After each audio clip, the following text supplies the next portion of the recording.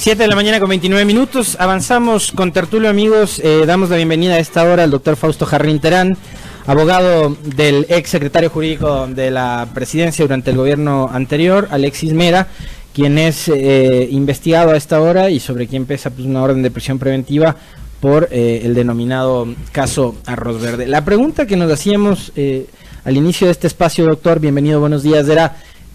¿se convierte y constituye una prueba del delito un cuaderno? Hola Fabricio, hola Alexis, buenos días. Buenos días con toda la audiencia de este muy agradable programa. Gracias por lo agradable. Lo es, a diferencia de otros, perdón que lo diga. Gracias, muy gentil. Realmente estamos todavía perplejos de ver la simpleza, la rusticidad con la que se está actuando en los procesos de parte de la Fiscalía. Personalmente, y en calidad de abogado del doctor Alexis Mera, aún no he visto el cuaderno. Lo que consta en el proceso, que además se armó desde las 8 de la mañana hasta las 7 de la noche del día viernes, son fotocopias y un informe pericial que establece que el cuaderno tiene grandes partes inteligibles y que además se le considera por parte del perito, no por mí, como dubitado.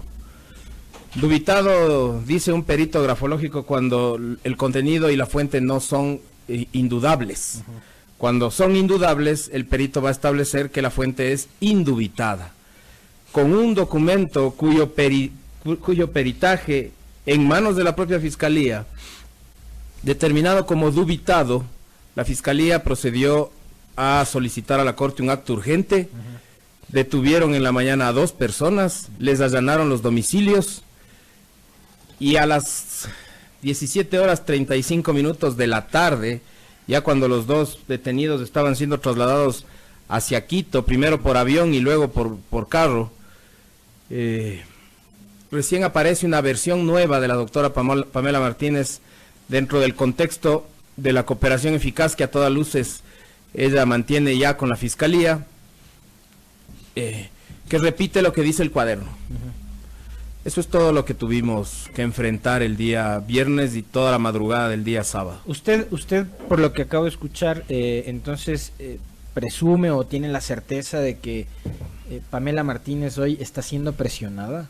Yo ayer digo, y quisiera que nos aclare un poco la declaración de Alexis Mera, en la cual, porque digo, a mí me causó un poco de hilaridad, donde Alexis Mera dice que Pamela Martínez le tenía envidia, una cosa por el estilo. Ese argumento como que no tiene mucho peso, ¿no? Pero por otro lado usted lo que nos acaba de decir, ese argumento se ha prestado hasta para la burla, ¿no? Pero usted nos acaba de decir que esta cooperación eficaz podría implicar que la señora Martínez hoy esté siendo presionada. Mira, Alexis, la doctora Pamela Martínez está siendo presionada desde el mismo instante en que fue detenida. Inmediatamente los denunciólogos y los líderes, entre comillas, de opinión jurídica en el Ecuador empezaron a hablar de 40 años, empezaron a hablar de 30 años, empezaron a hablar de no sé tantos años, empujando a que cante, decían algunos, sople, decían otros, y todos los eufemismos con los que ahora se habla de los delatores premiados por parte de estos líderes de opinión, vuelvo a decir entre comillas, que tiene el mundo jurídico en el Ecuador, que solo opinan cuando les conviene, y cuando no les conviene o saben muy bien que es ilegal lo que sucede, se callan y se esconden. Ella está siendo presionada desde ese día. Ese día, inmediatamente después de pasar más de 36 horas detenida, con intervalos de irregularidades, primero 8 horas, que se supone que se utilizan cuando ya hay una investigación, la Fiscalía ahora está utilizando eso para ganar tiempo. Después se demoraron como 12, después le dictaron la de detención para investigaciones y se demoraron como 27 para formularle los cargos, y el día lunes estaba ya ella en la Tacunga, no le dieron tiempo ni de respirar. Inmediatamente la Fiscalía habla ya de un concurso real. El concurso real, una de las características que tiene es la de que acumula las penas, y entonces entre los 3 delitos que le estaban poniendo, la doctora tranquilamente podía calcular entre 12 y 14 años. Entonces, la presión a la doctora Martínez y a Laura Terán, a quien además todavía no termino de entender, aparte de ser la asistente de Martínez, qué era, como para estar en las mismas circunstancias y presa por las mismas cosas. La presión fue Perdón que gigantesca. te interrumpa. A Laura Terán le tienen detenida por las mismas razones que a Pamela Martínez. Sí. Por la supuesta comisión del mismo delito. Así es. Por eso le han sometido a las mismas cosas, le han llevado a los mismos lugares y le han exigido la misma cooperación. Tenemos entendido que fue Laura Terán quien aceptó primero esta figura tan deleznable de la cooperación eficaz, sobre todo cuando se la aplica como se le está aplicando en ¿Por el qué tan Ecuador. deleznable? ¿No es legítima la cooperación eficaz, doctor? Legítima, digamos que legal es, porque está en la ley. Legítima, no. Para mí no es de ninguna manera, porque lo que se está premiando con reducciones de pena y con impunidad en otros casos es la posibilidad de las delaciones. Por eso se llama delación premiada. En países un poco más desarrollados jurídicamente como Argentina o Colombia, las delaciones premiadas no pueden generar, por ejemplo, prisiones preventivas, porque primero tienen que ser corroboradas, tienen que ser complementadas, tiene que validarse la cantidad de supuestas evidencias que el cooperador aporta en el proceso para que la fiscalía y luego los jueces, por supuesto, digan, efectivamente me encuentro ante un delator que me está corroborando lo que dice, no es solo lo que me dice. Yo me pregunto es cómo se juega con la trayectoria de un juez, de un fiscal, al aceptar una cooperación eficaz y una delación, si esas delaciones no vienen acompañadas de pruebas. Si yo puedo decir mañana tal persona es narcotraficante, pero si yo no tengo la manera de probarlo, eso se está convirtiendo en una calumnia. Por supuesto, Alexis, yo te pongo el ejemplo un poco más fuerte. Tú estás detenido por narcotráfico y tú le dices al fiscal, yo le digo quién sí es narcotraficante. Yo solamente llevaba pequeñas dosis, yo sí sé quién es, y tiras un nombre, y la fiscal con eso mete preso a una persona. No les llevas las evidencias, no les llevas la droga, no les llevas... No basta con la delación, no basta simplemente con decir fulano cometió un delito. No debería bastar, Yo Alexis, conozco que eso. fulano cometió un delito, no basta con eso. Si la delación premiada, si la cooperación eficaz es un documento secreto que la Fiscalía mantiene en reserva y utiliza solo lo que le sirve, así le permite la ley efectivamente, y solamente es contrastada en la audiencia de juicio, y tú utilizas eso para meter presa a la gente, estamos viviendo un tiempo de inquisición con los sobres metidos debajo de la iglesia del inquisidor de turno. Lo de fondo, doctor, el caso Arroz Verde y por lo que están hoy investigados y detenidas estas personas, ¿hubo o no hubo pedido de dinero a cambio de contratos a futuro para beneficiar a Alianza País? No hubo. No hubo. El caso Arroz Verde es una construcción en donde la Fiscalía mismo está teniendo los problemas que está teniendo por haber seguido al pie de la letra un guión realizado por dos periodistas, a quien yo personalmente, la opinión pública les podrá creer o no, yo no les creo. Y por seguir ese guión, la Fiscalía está en este momento en un caso enredada en los hechos y actos que supuestamente se le pueden imputar a Pamela Martínez, y se ve en la necesidad de armar todo este asunto de la cooperación eficaz y abrir nuevas investigaciones. El delito por el que se le acusa a Alexis Mera y a María de los Ángeles Duarte y por el que pesa una orden de detención contra Vinicio Alvarado es otro delito, es otra investigación, es otro caso. Porque allá, en el concurso real de Pamela Martínez, si es que desmenuzan hacia donde eventualmente podrían ir en base a la propia cooperación de la señora, se les cae la teoría del caso, del cohecho y el tráfico de influencias. Entonces, ¿qué hacen? Abren uno de concusión.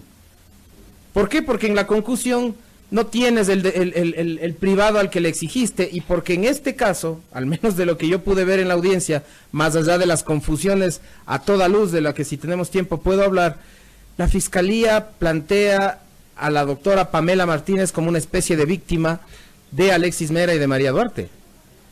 En el caso de concusión contra Alexis Mera, quien fue, digamos, de acuerdo a lo que dice la Fiscalía, víctima del pedido, la exigencia o el engaño para requerirle algo, fue Pamela Martínez.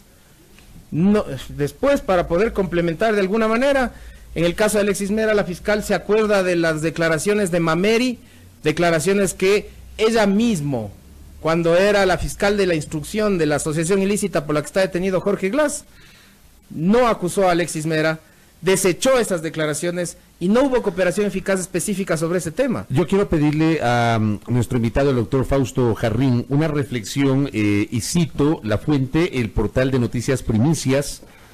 Dice, testigo Pamela Martínez dice que Alexis Mera es peligroso y que teme por su vida. La que fuera mano derecha del expresidente Rafael Correa, además de ex vicepresidente de la Corte Constitucional, ha solicitado medidas de protección porque teme por su vida. Dice, Pamela Martínez guarda prisión en Quito desde el 4 de mayo. Entonces no es testigo. Está colaborando con la justicia. ¿Por qué dice. le ponen como testigo en el titular? Aquí dice testigo Pamela Martínez, no es testigo, ella no es testigo. No, pues está... A ver, es que lo que pasa es que sí. Ah, Porque sí, es ella testigo. es acusada en el caso Arroz Verde y por la cooperación eficaz se Es testigo transforma en en concusión. testiga protegida del caso de concusión. Ya, ahí entiendo, por ejemplo, la información de la Fiscalía que me pareció el viernes contradictoria, porque en un primer momento dijeron una cosa y luego señalaron es delito de concusión diferente al caso de Pamela Martínez. Ahora entiendo con su explicación. El caso de Alexis Mera, María Duarte y posiblemente Vinicio Alvarado no tiene, digamos, jurídicamente hablando, Es un caso que se otro desprende. Ya, que se desprende de ese inicial que comienza con Pamela Así Martínez. es. Y Así para es. este segundo caso, Martínez es no autora, sino testigo. Una testigo protegida, por eso se ve obligada a decir lo que dice en esa versión para que la Fiscalía pueda justificar lo que hizo antes de que la jueza le ordene. ¿Qué hizo? Sacarle de la cárcel de Latacunga, traerle a una casa de cuidados acá y mantenerla en Quito con vigilancia. Eso hicieron antes de que la jueza les autorice a hacerlo. Entonces, aquí ya el contrato, porque la cooperación eficaz acaba siendo una especie de contrato en donde tú das, tú recibes, tú das, tú recibes, es como la carta de intención del FMI, vas cumpliendo, te van lanzando la plata, vas cumpliendo, así como actúa el Estado ahora en todo, está actuando la Fiscalía con este asunto de la cooperación eficaz. Me imagino que con cada paso que vaya dando ella, le ayudarán a cerrar otro problema o no le investigarán otra cosa a ella, a sus más cercanos, y mientras tanto ella, en contraparte, tendrá que empezar a inventarse todas las versiones y todas las cooperaciones que la Fiscalía le vaya siguiendo. Como el marido que ha dicho que él no tenía idea de los movimientos que hacía su esposa, ¿no? Por favor, o sea, y no solo lo dijo a los medios, se lo dijo a la Fiscalía. Entonces me imagino que ahora, como parte del acuerdo, nadie se va a acordar en la Fiscalía de cualquier eventual irregularidad que haya cometido Jimmy Salazar. Oiga, doctor, otra cosa que nos generaba inquietud y que nos viene generando inquietud desde hace rato, ¿no? Como en el caso de la delación de Conceição Santos en contra de Glass y ahora en el mismo tema de Arroz Verde. ¿Por qué no se encausa a los privados? Aquí hay grandísimas empresas nacionales y extranjeras que estarían siendo parte de este entramado supuesto de corrupción, que habrían entregado dinero para campañas políticas y no están siendo investigadas. Personalmente creo que tampoco lo van a hacer. ¿Por qué? ¿Pero deberían o no? Deberían, por supuesto. En el caso de Arroz Verde, a la misma velocidad con la que metieron presa a Pamela Martínez, deberían estar presos algunos gerentes o representantes legales de empresas ¿Y por qué grandes. eso no pasa? ¿Por qué no ocurre? ¿Por qué no está ocurriendo eso? Por ejemplo, un caso muy, muy simbólico, es en el caso de Hidalgo, tendría que meter preso al ministro de Moreno. No hay nadie del gobierno actual procesado como correspondería. Si con la velocidad que actuaron frente al reportaje de 1000 hojas, hubiesen actuado frente al reportaje de La Fuente, Conto Patiño o Javier Macías no estuvieran ya fuera del país. Y ahí los medios no se preocupan por el récord de viajes de ninguna persona. No sale ningún periodistucho a poner en redes sociales que alguien ha salido o no ha salido del país. Ellos salieron del país al otro día de que salió el portal La Fuente. O para los medios es más creíble lo que dice Villavicencio en 1000 hojas que lo que dice Villavicencio en La Fuente. Yo le escuché en una entrevista a Villavicencio el otro día en donde él decía que más sólido es el caso de INA Papers. Por que el de Arroz supuesto. Verde. Por El supuesto. propio Villavicencio, pero de esas declaraciones la opinión pública no se hace eco. No, porque las grandes corporaciones de comunicación bloquean absolutamente todo ese bagaje de información y por supuesto nos llenan la cabeza con los operativos para detenerle a una persona con una investigación que se abrió una hora antes. Usted ratifica, doctor, ya lo dijo, pero quisiera una nueva declaración sobre eso. Alianza País nunca pidió plata para ninguna campaña ni nada por el estilo, porque Villavicencio y Zurita en las últimas horas han alertado de que habrá una nueva publicación y que esta alcanzará la campaña presidencial de 2017? A ver, una cosa es que tengas aportantes a tu campaña, una cosa es que la sociedad civil, los empresarios, los medios de comunicación aporten a tu campaña. Otra cosa es plantear que se ha utilizado un método extorsivo a través del cual se exigía aportar a las campañas. Aquí hay una gran diferencia. Una cosa es que se quiera plantear que para el contrato X, Y, Z, yo a cambio de darle ese contrato, si me pagas estas facturas, eso tienen que probar. Lo otro pero eso es completamente legal. Esa es la investigación periodística que se ha dado. Digamos, eso es lo que revela la investigación Arroz Verde. Y entonces, ¿por qué ningún empresario denunció eso antes? Porque eran parte del juego, pues. Se estaban beneficiando. Bueno, entonces eso es lo que necesitamos que la fiscalía pruebe. Y el tema es que deberían también investigarles a los privados. Pero por supuesto, por eso. Si es que el caso es como dice la publicación, la corrupción es de ida y vuelta. Por eso, por supuesto. Peor si es que plantean cohecho o peculado. Tiene que ser alguien dando y alguien recibiendo. Por eso acá se cogen de la concusión para decir que es del funcionario más alto al funcionario más bajo. Los casos más sonados de concusión son los de los denominados diezmos de la asamblea. Entonces ahí el problema no es del funcionario, el pobre funcionario que entrega. Ahí es el superior que le exige, inclusive vía amenazas. Pero por supuesto que van a tener el problema de que no están metiendo a los privados. Por eso es que les toca abrir otras investigaciones, porque en el principal, hasta ahora no meten a ningún privado. Y otra cosa, doctor, a mí me parece que este caso específico va a servir para, de alguna manera, quitar el velo que ha habido en la forma de manejar la política en este país. Hace un momento hacíamos un comentario con el contertulio con respecto de si hay arroz verde, puede haber arroz amarillo, arroz azul y arroz con huevo y otros arroces, ¿no? Por supuesto. Me parece a mí que es la manera en la que se ha venido manejando esto históricamente. En el Ecuador y en todo el mundo, ¿no? Exactamente, es la manera en la que operan. En los Estados Unidos no es ningún secreto que los propios Isaías financian campañas políticas de los senadores, por ejemplo. Así es. Bueno, eso fue público, ¿no? Por eso digo. Público, No es Lo que pasa secreto, es que allá inclusive por la forma en la que está estructurada el tema político democrático, claro, las reglas plantean que eso no es ilegal y ni siquiera lo ven como antiético. Las empresas fabricantes de armas impulsaron la candidatura vicepresidencial de Dick Cheney. El lobby de los grandes aparatos allá es calla la boca de cualquier cosa. Sí. Y aquí, por supuesto, si por ejemplo yo considero que esto va a abrir la puerta para que se verifique, por ejemplo, que los mismos empresarios que ahorita están rindiendo versiones en el caso Arroz Verde, pasaron por el arroz amarillo, pasaron por el arroz azul, pasaron por el arroz naranja y por todos los arroces que te puedas imaginar. Valdría la pena, por ejemplo, para darse cuenta que los empresarios lo que hacen cada elección es una apuesta. Al más opcionado le dan un poco más, pero van regando... Como una carrera de caballos. Van regando arroz en todo lado. Entonces, sí, valdría la pena que se haga una investigación, pero la investigación debería empezar por el CNE y por la Contraloría, porque, a ver, si a mí me dicen que el contrato, vuelvo a decir lo que quería decir hace un minuto, XYZ de la compañía ABC, tiene manejo fraudulento y ese manejo fraudulento es el que determinó que esa compañía se beneficie del contrato, pero a cambio de eso pague un aporte para una supuesta campaña electoral. Primero tienen que demostrarme que el contrato tiene falencias, que le ayudaron, que tenía sobreprecio, que fue entregado a dedo. O sea, vamos, no puede ser tampoco tan sencillo como que cualquiera... Yo tengo un padre, por ejemplo, que ha participado en política activamente siempre. Varias veces yo le he ayudado a mi papá a financiar algunos temas de gastos de campaña. ¿A dónde vamos con eso? O sea, no es que cualquiera que aporta para algo es porque se estaba beneficiando. Le traslado una pregunta de un especialista en temas electorales, doctor. ¿Cuál es el delito de entregar o recibir aportes de campaña? Ninguno.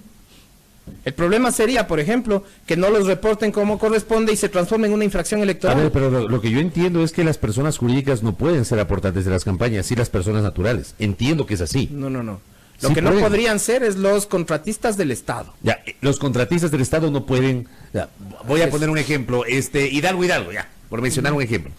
Digamos que está construyendo la carretera Quito-Guayaquil. Está vigente ese contrato.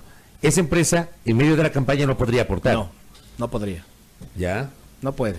Pero si no tiene contratos o intereses con el Estado, sí puede ser aportante. Por supuesto que puede. Por supuesto que puede. Por ejemplo, hay medios de comunicación que encontraron hace tiempo, antes del tema de las pautas del CNE, lo que permitían es pautas sin cobrar. Y esa era su manera de apoyar a candidatos de su preferencia. Claro, las microondas interminables en los noticieros durante la entrega de los colchones. Exacto. Y los sacos de harina. Yo estuve en alguna de esas. ¿Ya ves? Y no estamos pidiendo presos a esas personas. Por acá, esto ya más como análisis, doctor, me envían un mensaje. ¿Se debería regular el lobby para transparentar este tipo de cosas en el Ecuador? Hay países que lo tienen regulado. Sería un poco como el tema de despenalizar las drogas. Personalmente creo que debería hacerse, porque todos hacen lobby. Porque inclusive muchos de los que ahora se pasean por los medios defendiendo la actuación de la fiscalía, defendiendo la denuncia de Villavicencio, que no es denunciante sino periodista en este caso, en otros es denunciante, están reuniéndose y están labrando estrategias para las empresas privadas. Y entonces ahí uno se preocupa porque dices, bueno, le impulsa a la fiscal a hacer ciertas cosas, pero también se está reuniendo con X, Y, Z empresa y seguramente está facturando por eso. Entonces, hay publicaciones de prensa a la carta que también son parte de ese lobby. Por supuesto. Y entonces algunos opinólogos de este grupo de gente que opina solo cuando le conviene, ya empiezan a opinar que no es lo mismo con las empresas y que no todas las empresas son lo mismo y que aquí es necesario ir por Odebrecht, y ahí van a tener un problema porque en la delación que hizo Consensado Santos en el caso de Jorge Glass, él dijo con claridad que Rivera le había solicitado para la campaña y que le dijo que no, que ya no iban a apoyar más y que ya a él le habían dado suficiente y que coja de ahí. Eso está en el proceso y eso fue validado como prueba para sentenciar a una persona que no era cualquier persona, era el ex vicepresidente. Entonces van a tener el problema de que quizá será muy difícil para la Fiscalía conseguir nuevas cooperaciones de parte de Odebrecht si es que el Departamento de Justicia de Brasil se los autoriza. Correcto. Lo último, ¿aplicó ya o presentó algún recurso luego de la decisión de disponer o ratificar la prisión preventiva de su defendido, el doctor Alexis Mera? Sí, el día de ayer solicitamos ya la apelación, planteamos la apelación a la prisión preventiva. Eso resuelve un tribunal. Tiene que subir eso al Tribunal Superior para que un tribunal de 3 jueces decida sobre los argumentos que vamos a plantear, porque quería comentar un asunto. Les escuché hace unos minutos hablar Alexis habló sobre nuestro pedido de caución. Sorprendentemente, la jueza me volteó lo que dice la norma. Primero se plantea el pedido, luego se establece un monto. Se negocia el tipo de caución y se procede a aceptar o no aceptar. Ahí recién vienen las escrituras en caso de que se hubiese aceptado la caución hipotecaria.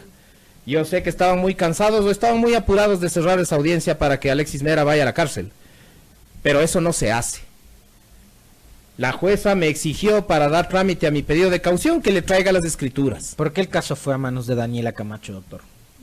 Sería bueno preguntar eso en el Consejo de la Judicatura, sería bueno preguntar o pedir que nos hagan ver las actas del sorteo. Sería bueno hacer eso. ¿Usted cree que es el resultado de que el caso haya caído en manos de ella efecto de un sorteo o estaba dirigido? Yo no creo en la justicia en este momento. Los jueces de la Corte Nacional están sometidos a evaluación, lo cual implica que la inamovilidad con la cual ellos podrían ser imparciales no existe. La fiscal está gozando todavía de los humos de estar recién nombrada y actuando con el apoyo de un serio sector de la opinión pública, lo reconozco. A mí no me gusta para nada las actuaciones de la fiscal. Ese día fui testigo de verle leer toda la imputación, y la jueza no le llamó la atención. Ya quisiera ver si alguno de nosotros los abogados litigantes vamos a una audiencia en la Corte Nacional a leer. Deberían de vez en cuando darse una vuelta para que vean cómo es la situación de la igualdad de armas en este país. Todavía no existe. Siempre los abogados defensores vamos a ser los apuntados con el dedo, y a quienes se nos ordena callar y a quienes se nos cambia las normas del juego para poder irse rápido a la casa. Yo no creo en este momento en la justicia en el Ecuador. Los jueces no gozan de inamovilidad. Cualquier juez mire, no se olvide que la doctora Camacho amenazó con hacer revisar los bienes de la jueza que le negó el acto urgente. Lo hizo la fiscal general del Estado por redes sociales. Eso sería suficiente para que en un país desarrollado en lo jurídico, ese funcionario tenga que irse a la casa. Muy bien. Expectantes entonces de este tema. Gracias, doctor, por la gentileza y por la presencia. Gracias a ustedes. Saludos con todos. El doctor Fausto Jarrín Terán, quien patrocina la defensa del exsecretario jurídico de la Presidencia de la República, Alexis Mera, aquí en A Primera Hora. 7:53.